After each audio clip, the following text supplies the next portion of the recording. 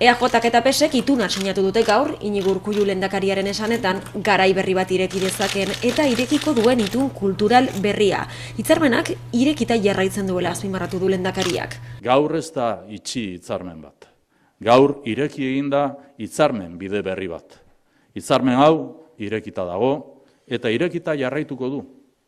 Adierazpen horiek egin ditu lehendakariak goizeko 11etan ituna sinatu eta gero. Lehendakaritzan izan da, Iñigo Urkulluk, Andoni Ortuzarrek eta Patxi Lopezek sinatuta, egoera ekonomikoa, zerga reforma eta arkitektura instituzionala ardatz izango dituen akordioa zuzen. Lehentasunak partekatzen ditugu.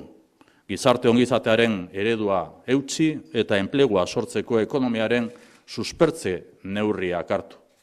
Zerga sistemaren erreformak izango du lehentasuna eta guztira, bi alderdien esanetan, zerga bilketa urtean 500 milioi euro handitu nahi dute. Azaldu dutenez, erreformak ekarriko luke, aurten espero den bilketarekin alderatuta 4% handitzea.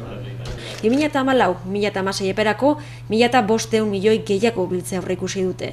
Patxi Lopezek esan du, balio politiko eta sozial handiko ituna dela hau eta gizartearen mesedetan sinatutakoa. EAJak bere aldetik berretsi du gainontzeko alderdiei irekita jarraitzen duela. Gure konpromisoa da oinarrizko adostasun hori gainontzeko indar politikoei zabaltzea.